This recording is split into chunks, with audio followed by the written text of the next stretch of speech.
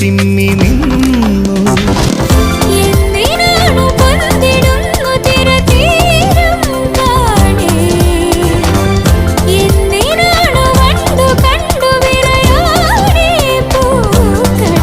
പറയൂ മനമേ, ചൊരിയൂ മധുരം പ്രിയതേ, എന്റെ ഹൃദയതാളം മുറുകിയോ, എന്റെ കണ്ണിലിളമീൻ തുള്ളി